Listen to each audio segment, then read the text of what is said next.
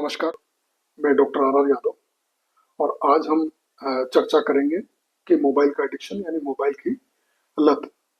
साथियों, आज के समय में मोबाइल ने हमारे जीवन को जितना आसान बनाया है, उतना ही हमारे लिए एक खतरनाक होता जा रहा है कि इसका इस्तेमाल दिनों दिन बढ़ता जा रहा है और इसकी वजह से हमें मनोवैज्ञानिक, मानसिक व शारीरिक स्वास्थ्य का नुकसान भी भुगतना पड़ रहा है। 16 वर्ष से छोटे बच्चों के लिए तो मैं ये मानता हूँ कि मोबाइल का प्रयोग जितना मिनिमम किया जाए, सीमित मात्रा में किया जाए, उतना अच्छा है, अथवा उनको इन चीजों से दूर रखा जाए, क्योंकि बिना समझ और मेच्योरिटी के मोबाइल का इस्तेमाल भी एक घातक हथियार की तरह नुकसानदेह है। और आजकल ये देखा गया है कि मोबाइलों पर ऊट पटांग चीजें परोसी जा रही है और धीरे धीरे करके ये होता जा रहा है, जिससे बच्चों के ऊपर नकारात्मक इफेक्ट बहुत ज्यादा हो रहा है। मोबाइल एडिक्शन को समझने के लिए हम सबसे पहले देखते हैं कि हम एडिक्शन में जाते क्यों हैं।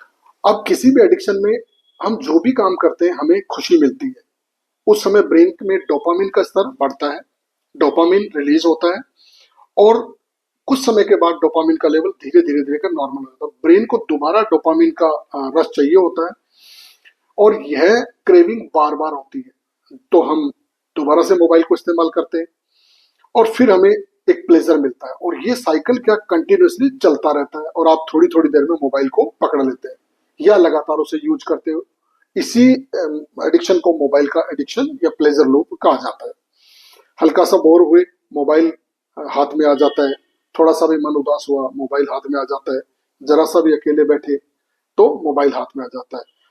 अब हम जानते हैं कि एडिक्शन लूप में हम जाते क्यों हैं। देखिए, एक तरफ हम है, बीच में मोबाइल और दूसरी तरफ है बहुत सारे ऐप को बनाने वाले इंजीनियर्स। हजारों इंजीनियर्स का दिमाग लग रहा है।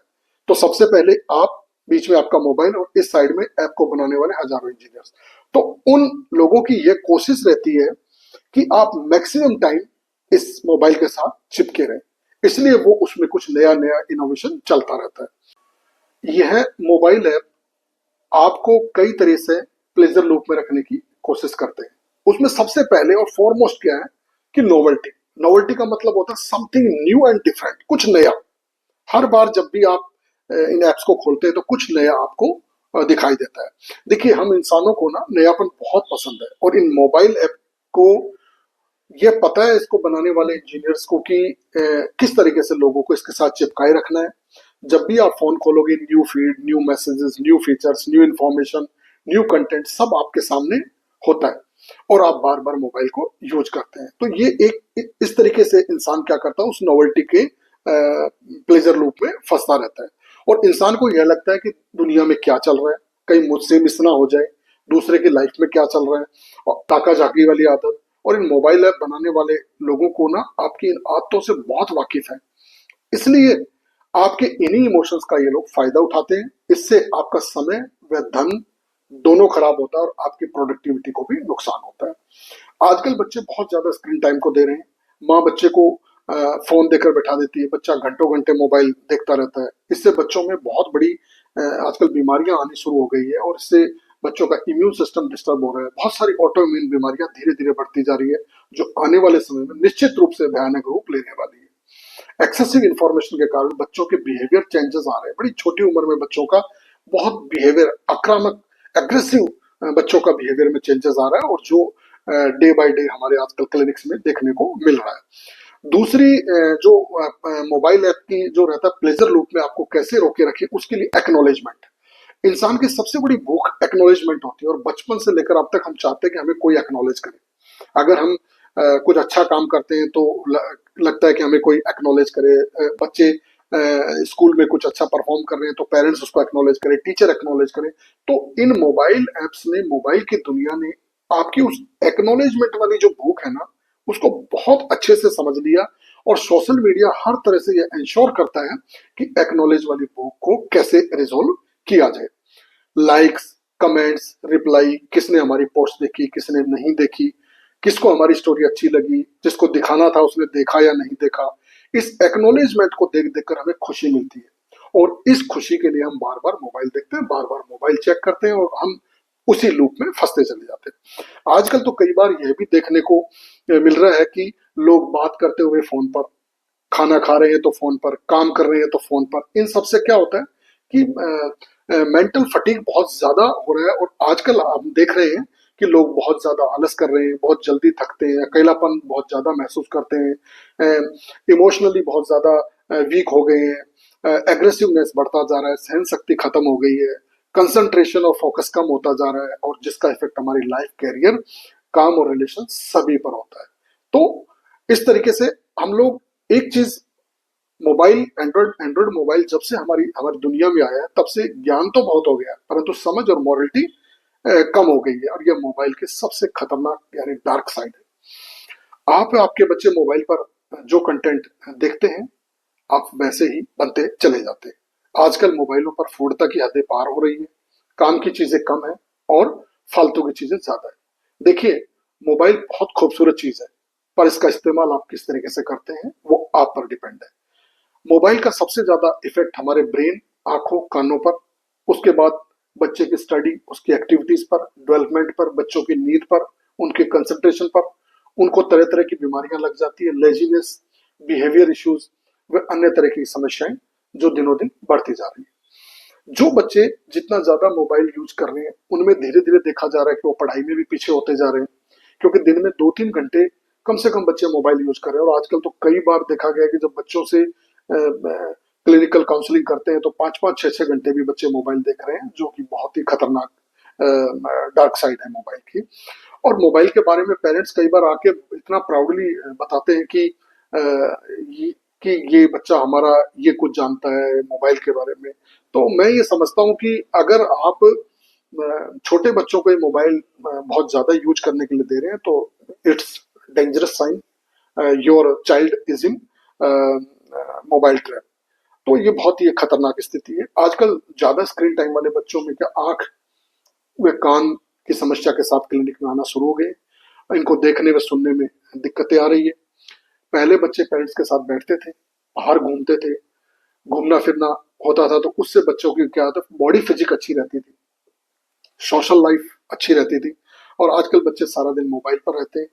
अगर आप अपने बच्चों को हेल्दी एनवायरनमेंट देना चाहते हैं, बचाना चाहते हैं तरह तरह की बीमारियों से, लाइक ओबेसिटी, मोटापा, बिहेवियर डिसऑर्डर्स, लेजीनेस, आलसपन, बड़ी जल्दी थक जाता है जी, चुन्नू मुन्नू से बच्चे बहुत जल्दी थक रहे हैं, ये सब चीजें किसकी वजह से हो रहा है?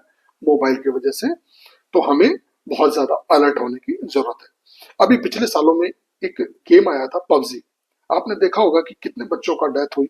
ऐसे कितने प्लेटफॉर्म्स हैं जिन पर इस तरह के गेम खिलाए जा रहे हैं। अभी हाल ही में मुझे पता लगा कि आधार कार्ड से भी बच्चों को कोई गेम खिलाने के लिए कुछ फाइनेंस या कुछ किया जाता है, जिससे बच्चे उनके ग्रस्त में, उनके चुंगल में फंस जाते हैं और डिप्रेशन में जा रहे हैं। अतः आप सभी से निवेदन है कि अपने बच्चों को इस तरह की चीजों से दूर रखें, क्योंकि आपके बच्चे आपकी जिम्मेदारी है। बच्चों को कौन सी साइट पे जाना है, देखना है, नहीं देखना है, उनको लॉक करके रखें। छोटे बच्चों का विशेष ध्यान रखें। मोबाइल के इस्तेमाल से बच्चों के एकेडमिक्स पर बहुत ज्यादा फर्क पड़ रहा है। हमारे बहुत सारे एकेडमिक के जो टीचर्स हैं, प्रिंसिपल साहिबान और जितने भी एकेडमिक इंस्टीट्यूशंस के लोग जनरल ओपीडीज में आते हैं, तो ये चीजें दिनों दिन देखने में मिल रही है कि बच्चे होमवर्क करके नहीं आते, सोशल लाइफ से कट रहे हैं, बच्चों में डिप्रेशन जैसी समस्या आने लगी है। मैं तो इन सब चीजों से बड़ा हैरान हूं कि कभी सुना भी नहीं था कि बच्चों को भी डिप्रेशन जैसी बीमारियां हो सकती है, जो आज क्लिनिक के अंदर आ रहे हैं। और हमें उन डिप्रेशन से बच्चों को बाहर निकालना काउंसलिंग के थ्रू पड़ रहा है। तो ये भी अपने आप में बहुत डेंजरस साइन है। आजकल बहुत सारे स्कूल बच्चों को क्या होमवर्क मोबाइल पर दे रहे हैं। इसके लिए पेरेंट्स से निवेदन है कि केवल कुछ समय, जितना जरूरत हो उतना ही बच्चों को मोबाइल दें, उनके साथ बैठकर होमवर्क करें और उनके साथ मिनिमम टाइम के लिए मोबाइल का इस्तेमाल करें। आजकल एक बात बहुत सामान्य हो गई कि माँ बच्चों को खाना खिलाते समय मोबाइल हाथ में दे देती है। 10-10 साल के बच्चे हाथ से खाना नहीं खाते, माँ उनको दे रही है खाना खाने के लिए, और बच्चे मोबाइल में देख रहे हैं। देखते देखते कुछ कार्टून, कुछ और चीजें, तो बच्चे खाना खा रहे हैं। तो जो कि बहुत ज्यादा खतरनाक स्थिति है। इससे बच्चे का खाना ना ढंग से पचता है, ना उसको अच्छे से न्यूट्रिशन लगेगा, और बहुत सारी समस्याएं पेट की, जैसे कि कब्ज इत्यादि चीजें हो जाती है। तो ये चीजों का भी मैं चाहूंगा कि सभी पेरेंट्स थोड़ा ध्यान रखें। अब बात करते हैं करना क्या है। अभी तो थी समस्या, अब बात है कि करना क्या है। एक बात अच्छे से अपने दिमाग में गांठ बांध लीजिए, जब तक आप खुद गुड़ खाना नहीं छोड़ोगे, दूसरे को गुड़ खाना नहीं छुड़वा सकते। ये चीज को आप अच्छे से, बड़े ध्यान से अपने दिमाग में फिट कीजिए। अगर घर के बड़े में माता पिता 2-3 घंटे मोबाइल देख रहे हैं, तो सबसे पहले अपने खुद के अंदर सुधार करना होगा। कैसे सुधार करना होगा? अपने मोबाइल के यूज टाइम को ट्रैक कीजिए, अनवांटेड नोटिफिकेशंस को ऑफ रखें, अनवांटेड एप्स को अनइंस्टॉल कर दे अपने मोबाइल से, और घर में एक जगह या एक जोन ऐसा बनाए कि वहां पर मोबाइल बिल्कुल भी अलाउ ना हो। चाहे तो आप अपना कोई बेडरूम या कॉमन रूम या कुछ इस तरीके की जगह बनाएं जहां पर कि मोबाइल का इस्तेमाल परिवार के किसी भी सदस्य के लिए अलाउड ना हो। तो ये भी अपने आप में एक बहुत अच्छा सुधार हो सकता है। इसके अलावा बच्चे पेरेंट्स के साथ एक्टिविटीज में इन्वॉल्व हुए, तो पेरेंट्स की जिम्मेदारी बनती है कि बच्चों को बाहर लेकर जाए, इंडोर आउटडोर गेम खेले बच्चों के साथ में।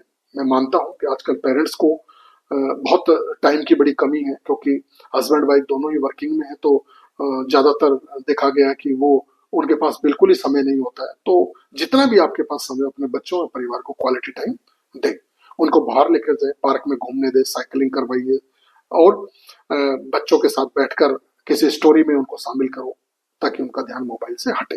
अगर बच्चा थोड़ा बड़ा है, तो अपने धार्मिक ग्रंथ के बारे में चर्चा कीजिए। जिस भी रिलीजन को आप फॉलो करते हैं, उनके में बहुत अच्छे अच्छे हमारे महापुरुषों ने ग्रंथ लिखे हुए, उनके साथ बच्चों को बैठाइए, उनके साथ डिस्कस कीजिए, और इससे क्या होगा, बहुत सारा मोटिवेशन की बातें की जा सकती है, और जिससे उनका ब्रेन भी डेवलपमेंट होगा, बच्चों में मॉरल वैल्यूज भी डेवलप होगी।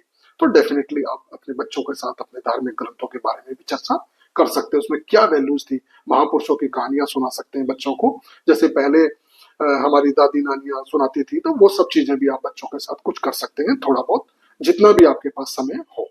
उसके अलावा बच्चों को घरेलू कामकाज में थोड़ा सा पार्टिसिपेट करवाएं, छोटे मोटे काम करवाइए। जैसे मान लीजिए बच्चा घर में खाने खाने का टाइम है, तो बच्चे को बोलिए कि बेटा ये बर्तन रख दीजिए, टेबल पे खाना खा लिया तो बर्तनों को वापस से किचन तक या जो भी आपका सिंक है वहां तक पहुंचाइए। तो ये सारी चीजें अगर छोटा छोटा काम बच्चों को पार्टिसिपेट कराएंगे, तो उनको बहुत कुछ सीखने के लिए मिलेगा। दोस्तों, बच्चे बहुत सारी चीजें आपसे बात कर सीखता है, लेकिन अगर बच्चा बहुत देर तक मोबाइल पर रहता है, तो अपनी ही दुनिया में मस्त हो जाता है, और यही एडिक्शन है, जो कि बहुत ही गलत बात है। यह सब चीज एक दिन में नहीं होगी, परंतु आज से कोशिश करेंगे तो एक दिन जरूर होगी। धन्यवाद। इस चैनल को सब्सक्राइब करें, और ज्यादा से ज्यादा लोगों तक, अपने दोस्तों तक, परिवार वालों, अपने बच्चों को जरूर इस वीडियो को सेंड कीजिए। थैंक यू, धन्यवाद।